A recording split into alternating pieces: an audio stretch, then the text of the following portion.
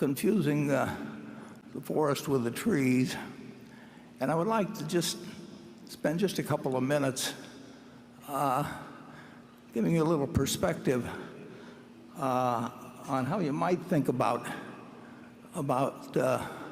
investments as opposed to the tendency to focus on what's happening today or even this minute as you go through. And to help me in doing that, I'd like to go back through a little personal history, and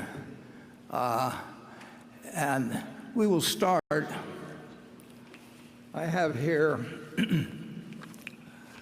a New York Times of March 12th, 1942. I'm a little behind on my reading. And if you go back to that time, it was just about 3 months since we got involved in a war which we were losing at that point.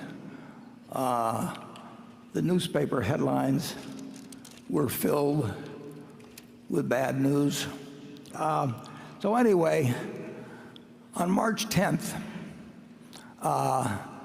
when again the news was bad, full clearing path to Australia, and it was like the stock market had been reflecting this, and I'd been watching a stock called City Service preferred stock, which had sold at $84 the previous year.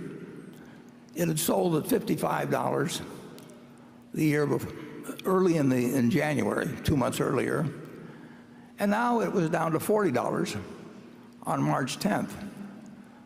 So that night, despite these headlines, I said to my dad, I said, I think I'd like to pull the trigger, and I'd like you to buy me three shares of City Service Preferred the next day. And that was all I had. I mean, that was my capital accumulated over the previous 5 years or thereabouts. And so my dad the next morning bought 3 shares. Well, let's take a look at what happened the next day. Let's go to the next slide, please. And it was not a good day.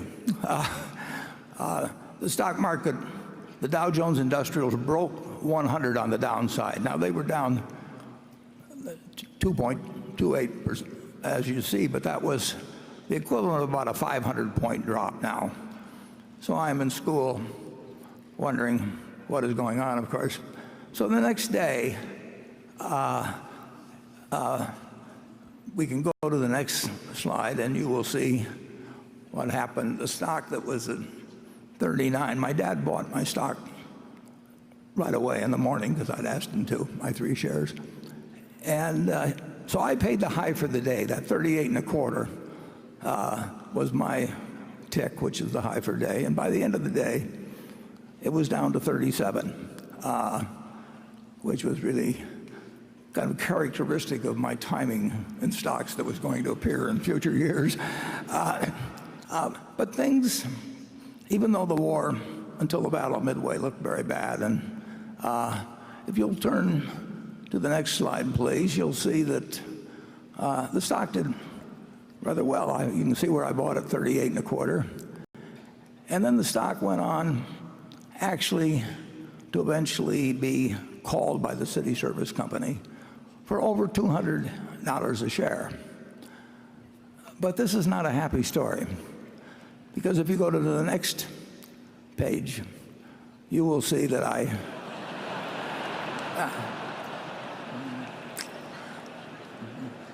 well, as they always say, it seemed like a good idea at the time.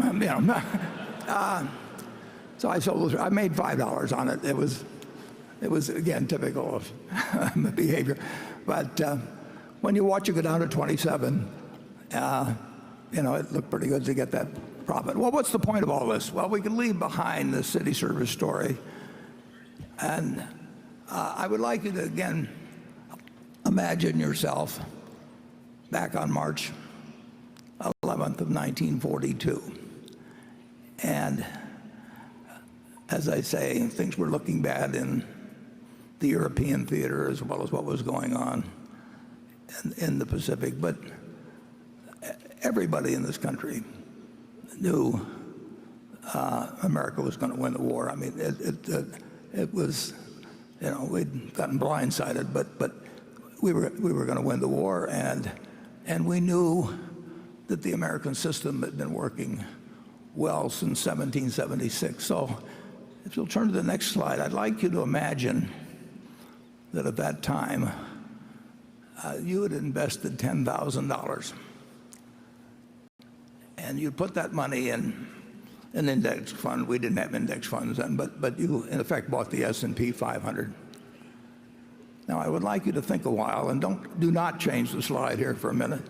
I'd like you to think about how much that $10,000 would now be worth if you just had one basic premise, just like in buying a farm, you buy it to hold throughout your lifetime and you look to the output of the farm to determine whether you made a wise investment.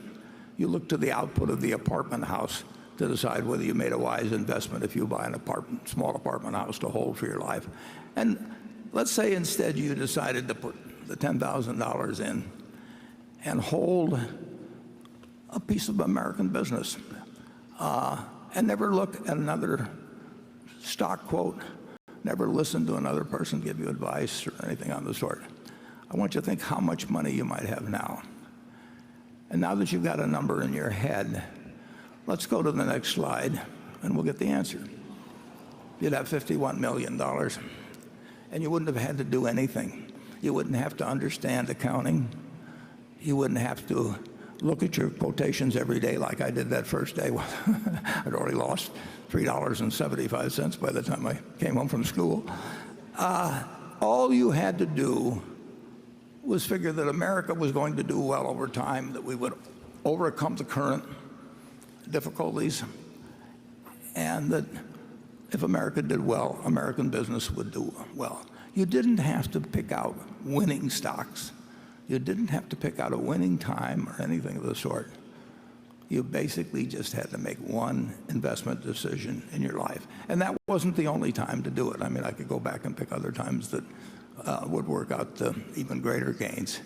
But as you listen to the questions and answers we give today, just remember that the overriding question is, how is American business going to do over your investing lifetime? It's just remarkable to me that we have operated in this country with the greatest tailwind at our back that you can imagine. It's an investor's haven. I mean, you can't really fail at it unless you buy the wrong stock or just get excited at the wrong time. But if you own a cross-section of America and you put your money in consistently over the years,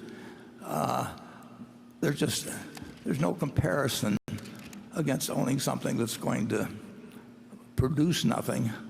And frankly, there's no comparison with trying to jump in and out of stocks and pay investment advisors. If you'd followed my advice, incidentally, or this retrospective advice, which is always so easy to give, if you'd follow that, of course, there's one problem about it.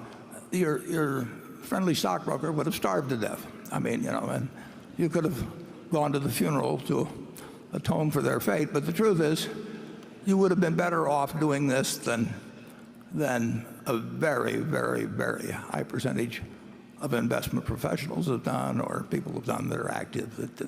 It's very hard to move around successfully and beat really what can be done with a very relaxed philosophy. And you do not have to